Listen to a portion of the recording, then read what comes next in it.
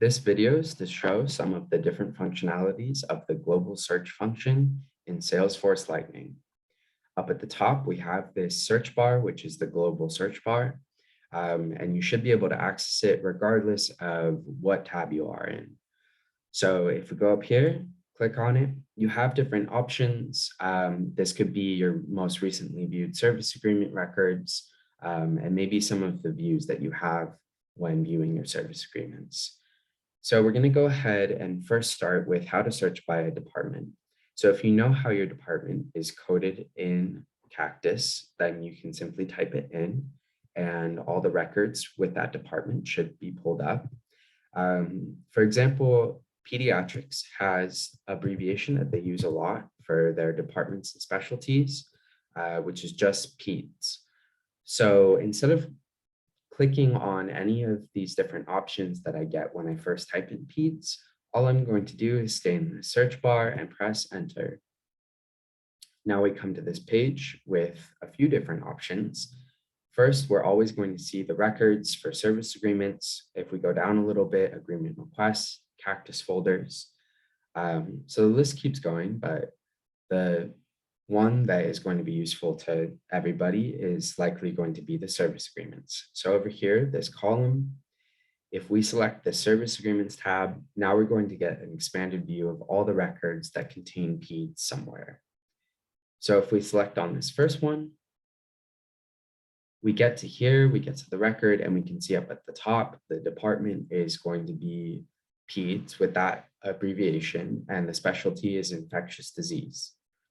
So if we want to go back and see what other records it captured, now we get brought back to this initial view, and we have to once again select service agreements to get that expanded view. So if you don't want to keep clicking and opening up new tabs and having to go back to this view, what you can do is for these record hyperlinks, right click, say open link in new tab. You can see I've already opened a few up here, which I'll close. And I'll open the one that we just clicked on.